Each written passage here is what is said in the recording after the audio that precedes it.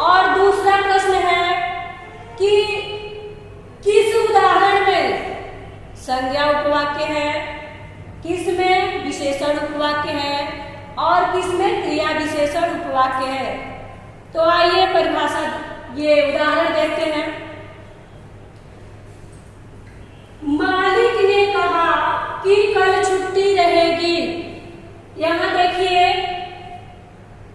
मालिक ने कहा, ये जो है हमारा मुख्य तथा प्रधान उपवाक्य है, और कि कल छुट्टी रहेगी यह हमारा आश्रित या गौड़ उपवाक्य है।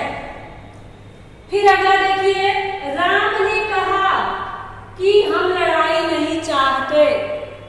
इसमें भी देखिए, राम ने कहा, क्या कहा? हम लड़ाई नहीं चाहते। तो राम ने कहा ये हमारा मुख्य तथा प्रधान उपवाक्य है, और हम लड़ाई नहीं चाहते, कि हम लड़ाई नहीं चाहते यह हमारा आश्रित उपवाक्य है। और देखिए, जो मेहनत करता है उसे अवश्य सफलता मिलती है। अब देखिए, उसे अवश्य सफलता मिलती है यह हमारा प्रधान उपवाक्य है, क्योंकि सफलता मिलना ही इसमें इसी की प्रधानता है, तो उसे अवश्य सफलता मिलती है। यह जो है हमारा प्रधान तथा मुख्य उपवाक्य है।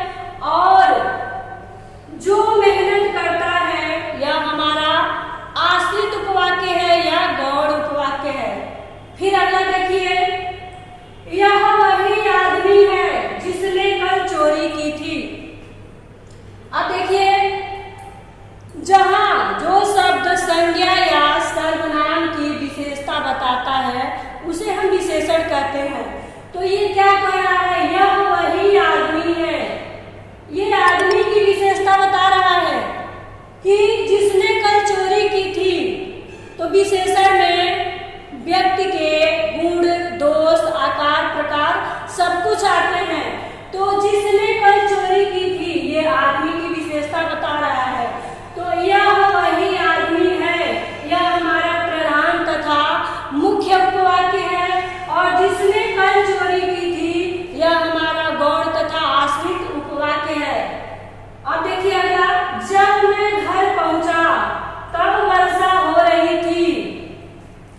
अब वर्षा हो रही थी यह जो है ये प्रधान उपवाक्य है, और आश्रित उपवाक्य क्या है? जब मैं घर पहुंचा। तो ये वर्षा होने की विशेषता इसमें बताया जा रहा है। तो ये क्या है? क्रिया विशेषण उपवाक्य है, और इसमें मुख्य वाक्य है तब वर्षा हो रही थी। आश्रित उपवाक्य है जब मैं घर पहुंचा। जब तुम स्टेशन पर पहुंचे तब मैं घर से चला। अब देखिए, तब मैं घर से चला ये हमारा मुख्य तथा प्रधान उपवाक्य है, और जब तुम स्टेशन पर पहुंचे यह हमारा आश्रित तथा गौड़ उपवाक्य है।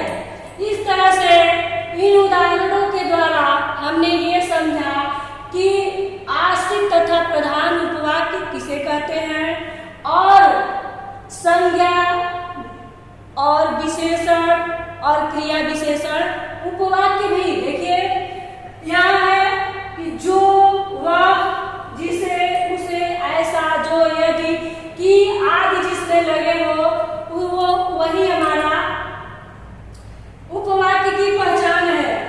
तो इसमें मालिक ने कहा, मालिक जो है वो ये हमारा मालिक संज्ञा है।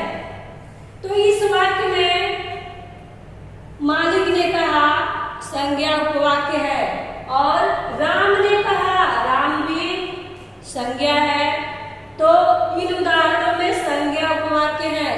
अब देखिए, जो मेहनत करता है उसे अवश्य सफलता मिलती है। अब यहाँ मेहनत करना क्या है? विशेषता है। तो जो व्यक्ति मेहनत करेगा उसे सफलता मिलेगी। तो ये व्यक्ति की विशेषता बता रहा है, मेहनती व्यक्ति की।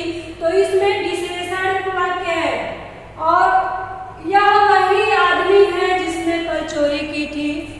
उस व्यक्ति की विशेषता बता रहा है जिसने कल चोरी की थी। तो इसमें भी विशेषण उपवाक्य है। अब जब मैं घर पहुंचा तब वर्षा हो रही थी।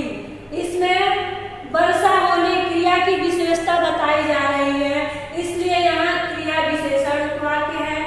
और जब तुम स्टेशन पर पहुंचे तब मैं घर से चला, यह भी तब मैं घर से चला, यह क्रिया विशेषण है। इसमें इस उपवाक्य में क्रिया विशेषण उपवाक्य है। इस तरह से हम लोगों ने ये देखा कि आश्रित तथा प्रधान उपवाक्य किसे कहते हैं, और संज्ञा विशेषण और क्रिया विशेषण उपवाक्य के बारे में भी जाना। अब देखिए इसकी पहचान कैसे करेंगे। अगर आप मालिक ने कहा इतना पढ़ेंगे, तो ये हमारा वाक्य जो है इससे पूरा नहीं हो रहा है, क्योंकि दूसरा जो है ये इस दूसरा वाक्य, अगला वाक्य जो है इस पर निर्भर है, आश्रित है।